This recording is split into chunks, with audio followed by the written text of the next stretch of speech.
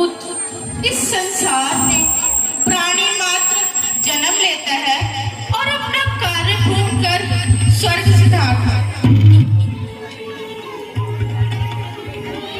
सिधारने के बाद जो गति धर्मात्मा पुरुष को मिलती है, जो परम धाम में मिलता है, तुम्हारे पिता भी उसी परम धाम को सिधार गए।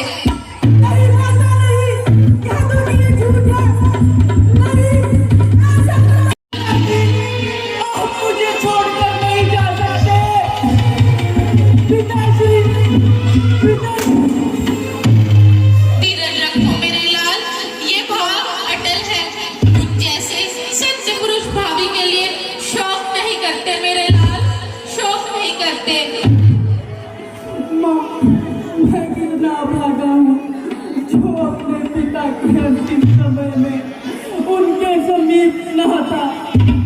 पिताश्री कम से कम जाने से पहले मुझे भैया नाम के हाथ को छू जाते।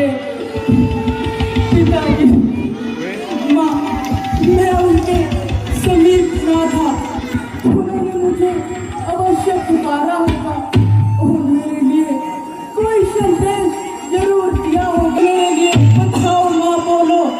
नहीं, उन्होंने केवल राम को ही पुकारा, केवल उसी को याद किया। क्या केवल भैया राम को पुकारा? तो क्या भैया लक्ष्मण भाभी सीता तो उनके पास होंगी? वो सब वन में थे। वन में? वन में क्यों? महाराज ने स्वर्ग सिधारने से पहले राम को 14 वर्षों का वनवास दे दिया था। वनवास? भैया राम को वनवास? परंतु यह दंड तो भयंकर अपराधों को दिया जाता है और मेरे भैया राम तो सत्य, धर्म और मर्यादा की मूर्त है।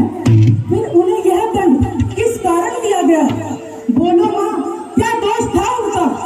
पुत्र, किसी का कोई दोष नहीं था, केवल वचन पालन की बात थी और तुम्हारे पिता ने एक सत्य वचन का पालन करने के लिए अपने प्राण त्याग दिए। कौन सा वचन? किसे दिया था उन्होंने यह वचन? मुझे। आपको? आपको क्या वचन दिया था उन्होंने? यह एक लंबी कहानी है पुत्र, बाद में सुनाऊंगी।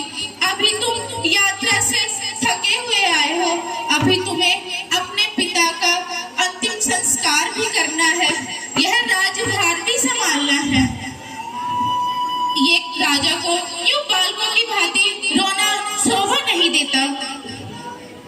आप सही कह रही है माता, यह समय रोने का नहीं है, यह समय तो उस षड्यंत्र करने का, प्राण लेने का है जिसने हमारे संसार में विष घोल दिया और मेरे भैया राम को वन भेजा। तो क्या तू उसे प्राण दंड देगा? हाँ, चाहे संसार ही क्यों न हो। तो तुझे वो दंड मुझे देना होगा। क्या आपको? हाँ, मुझे। मैंने ही महाराज से 2 वर मांगे थे। महाराज ने स्वयं वो मुझे 2 वर दिए थे और कहा था जब मन आए मांग लेना। इधर तेरे कौशल्या ने सोचा कि केकई का पुत्र भरत तो यहाँ है नहीं, क्यों ना आसन का लाभ उठाकर राम को राजा बना दे। किंतु मैंने ऐसा होने नहीं दिया। मैंने उसी रात महाराज से अपने दोनों वर मांग लिए।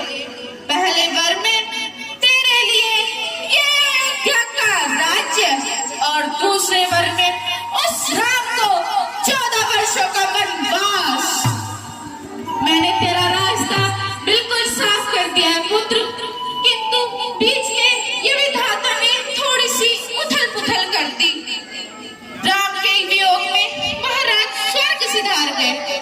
मैं जानती हूँ भरत कि महाराज के स्वर्ग सिधारने से तुम्हें बहुत दुख हुआ, वो तो हम सबको भी है, किंतु महाराज तो लौट कर आएंगे नहीं, तुम्हें ही उनके वचन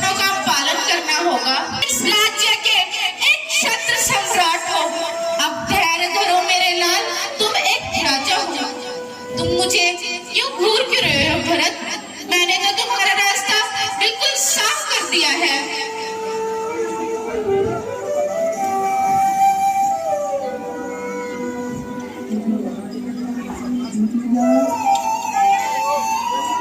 नहीं, तूने मेरा भला नहीं किया। इतना ही था तो क्या होता भला मेरा, पैदा हुआ भला मेरा। तूने मुझे इस लग्न का सबसे कलंकित पुरुष बना दिया है। तूने मेरे भैया राम को वन भेजा। ये बात करते समय तेरी जीवन में टुकड़े टुकड़े क्यों नहीं हो गए?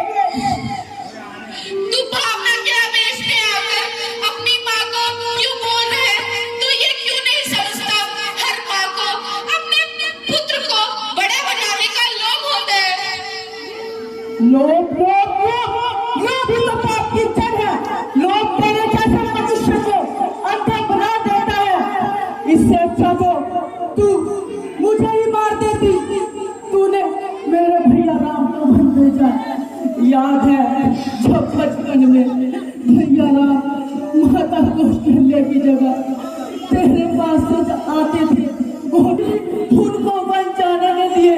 तूने कहा तेरी जीवन में कीड़े क्यों नहीं पड़ गए?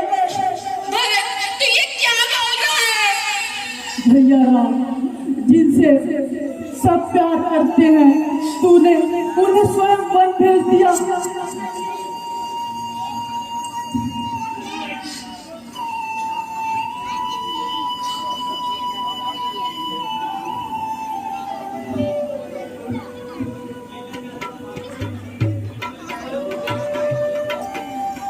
तुझे क्या पता माता कौशल्या के हृदय पे उस समय क्या बीती होगी जब तूने भैया राम को वन भेजने की बात की, और जब भैया राम ने अपने आभूषण उतारे होंगे तो माता कौशल्या को कैसा लगा होगा।